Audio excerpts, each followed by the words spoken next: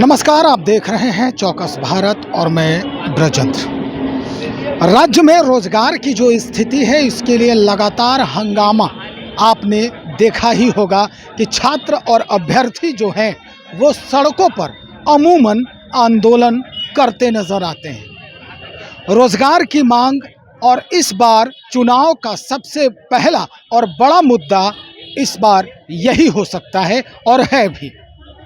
उसके बावजूद भी अगर कहें तो जितने भी आयोग हैं रोजी और रोजगार को देने वाले, वो उदासीन रवैया अपना रहे हैं। फॉर्म 2023 में अप्लाई करवाई जाती है और अभी तक उस पर कोई संज्ञान, उस पर कोई कार्रवाई नहीं होती है। ना ही उसका एडमिट कार्ड इशू होता है और ना ही कोई इस पर सूचना अद्यतन जो है वो दी जाती है। जी हाँ, हम बात कर रहे हैं स्टाफ सिलेक्शन कमीशन बिहार की, बिहार एसएससी की। बिहार एसएससी इंटर स्तरीय परीक्षा के लिए 2023 में लगभग कहा यह जा रहा है कि 25 लाख अभ्यर्थियों ने आवेदन किया है, लेकिन इन आवेदनों का क्या हुआ इसकी अद्यतन जानकारी किसी को नहीं है। आज इसी बाबत छात्र नेता सौरभ बातचीत कर रहे हैं। हम सुनवाते हैं क्या कुछ अब अपडेट होने जा रहा है। बिल्कुल, इस प्रेस वार्ता में सभी प्रिंट मीडिया, इलेक्ट्रॉनिक मीडिया सभी साथियों का स्वागत है। बिल्कुल 27 जून को हम लोगों ने ज्ञापन सौंपा था बीएसएससी, बिहार कर्मचारी चयन आयोग के अध्यक्ष को, और बाकायदा हमने कहा था कि जो इंटरमीडिएट स्तरीय परीक्षा है जिसको लेकर लगभग 2 साल होने वाले हैं, 0/2/2023 विज्ञापन संख्या, जिसमें 24 लाख परीक्षार्थी 12,199 पद के लिए उन्होंने ज्ञापन सौंप रखा है। और आवेदन देने के बाद लगातार वो परीक्षा के इंतजार में है कि परीक्षा कब होगी, नहीं होगी। तो हम लोगों ने कहा कि भाई हम 15 दिन का, यानी 2 सप्ताह का हम लोगों ने उनको समय दिया कि आप कब लेंगे परीक्षा। एक पत्र भी जारी हुआ था कि 10, 11 और 12 जुलाई को परीक्षा होगी, लेकिन उस पत्र को उन्होंने कहा कि ये फेक पत्र है, ऐसा हम लोग की तरफ से कोई तैयारी के संदर्भ में कुछ सूचना नहीं है। तो इसी संदर्भ में हम लोगों ने कहा है, तो इसलिए हम लोगों ने फैसला किया है कि 15 जुलाई को, यानी 12 तारीख को हम लोग का 15 दिन पूर्व जाता है, तो 15 जुलाई को हम लोग जो है वो बीएसएससी ऑफिस का घेराव करेंगे। पहला मुद्दा है इंटरमीडिएट स्तरीय परीक्षा की तिथि घोषित करें, और दूसरा मुद्दा है बीएसएससी सीजीएल 4, जिसकी बहाली लगभग 2 साल तक नहीं हुई है। 3 की बहाली और ज्वाइनिंग को लेकर अभी भी 2 साल बीत गए हैं। ये दोनों प्रमुख मुद्दे को लेकर, जिसमें पहला मुद्दा है इंटरमीडिएट में जो 24 लाख परीक्षार्थी हैं, और जिसका दूसरा मुद्दा है संयुक्त परीक्षा स्नातक स्तरीय परीक्षा, जिसकी बहाली को लेकर अभी तक कोई अधिसूचना जारी नहीं हुई है। तो दोनों मांगों को लेकर हम लोग आज तैयारी में जुटेंगे। आपके माध्यम से सभी छात्र छात्राओं को आह्वान कर रहे हैं कि 15 जुलाई को बीएसएससी ऑफिस का हम लोग घेराव करेंगे, और निश्चित रूप से अल्टीमेटम दे चुके हैं कि आगे हम लोग करेंगे। संस्थान के संचालक भी रहेंगे क्या, या छात्रों की लड़ाई छात्र लड़ेंगे? नहीं, छात्र की लड़ाई है, छात्र लड़ेंगे, लेकिन हम सभी कोचिंग संस्थान में जाएंगे, चाहे वो छोटे हो बड़े हो, सभी लोग से सहयोग लेने का प्रयास करेंगे। आखिर छात्र वहां भी पढ़ते हैं, तो हम लोग का प्रयास रहेगा तमाम कोचिंग संस्थान हो, तमाम जो छोटे बड़े जो लाइब्रेरी है उनमें जाएंगे, गर्ल्स हॉस्टल, बॉयज हॉस्टल, क्योंकि 24 लाख परीक्षार्थी लगभग उनका भविष्य अधर में है और सरकार इस बार चुनावी वर्ष में है। तो हम प्रयास करेंगे कि आगे की योजना पर सभी छात्र छात्राएं आगे, निश्चित रूप से वो चाहते हैं कि परीक्षा की तिथि घोषित हो। इन्हीं मांगों को लेकर हम बीएसएससी का घेराव करेंगे। इतने बार आपने प्रयास किया है लेकिन सरकार के कान पे जू नहीं रेंग रही है, इतने वर्ष भी हो गए।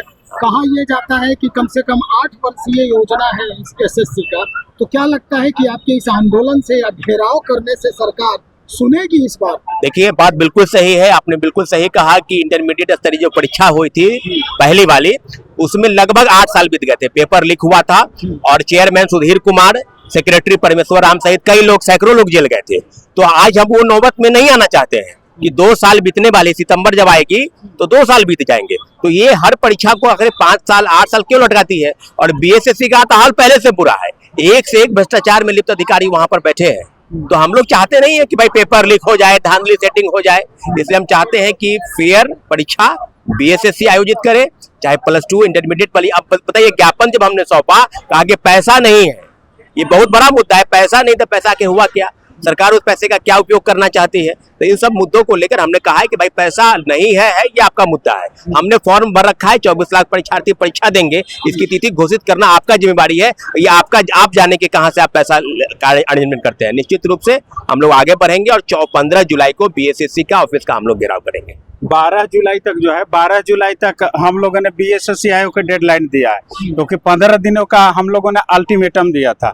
अगर बीएसएससी आयोग हम लोगों की बातों से सहमत होता है तो ठीक है, न तो जो है हम लोग जो है लाखों की संख्या में छात्र रोड पर उतर करके अपनी मांगों को रखेंगे और बीएसएससी आयोग का घेराव करेंगे, क्योंकि बीएसएससी आयोग मेरा मानना है कि खुद ही अयोग्य है, उसमें योग्यता नाम का चीज ही नहीं है।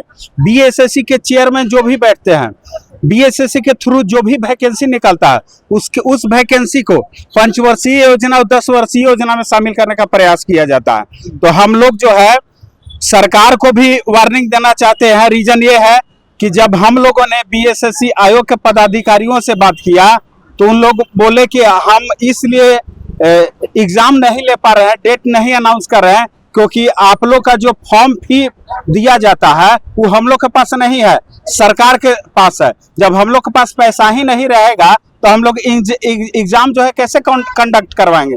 तो हम सरकार को बोलना चाहते हैं कि बीएसएससी आयोग को आप पैसा क्यों नहीं दे रहे भाई, अभ्यर्थियों का पैसा है, क्या उस पैसे से आप चुनाव लड़ना चाहते हैं, आप अपनी पार्टी का विस्तार करना चाहते हैं?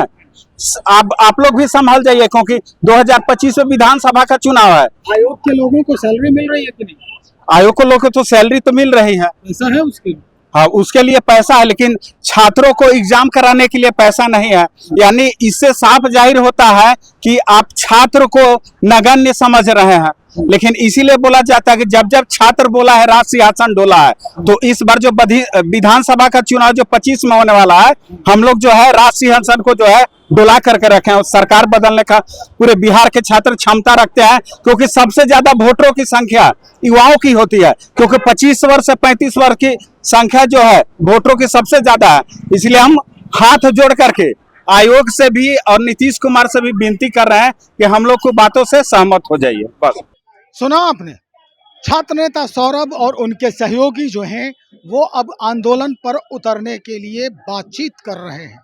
मीडिया के सामने बात करते हुए उन्होंने कहा कि अब कुछ दिनों का हम अल्टीमेटम दे रहे हैं, अगर आयोग के तरफ से या सरकार के तरफ से कोई जो पॉजिटिव सूचना है, पॉजिटिव इंफॉर्मेशन है इस बाबत, यानी इस परीक्षा के बाबत नहीं आती है, तो फिर हम रुख जो है वो दूसरा अपनाएंगे। ये रुख क्या होगा, खुद छात्र नेता सौरभ ने बयान कर दिया है। तो चलिए इंतजार करते हैं कि क्या सरकार सुनती है इन अभ्यर्थियों की बात, परीक्षा लेती है समय पर, या फिर जैसे पहले वाली परीक्षा 8 वर्षीय योजना के अंतर्गत हुई, उसकी बहाली हुई, ये भी परीक्षा उसी योजना में डाल दी गई है।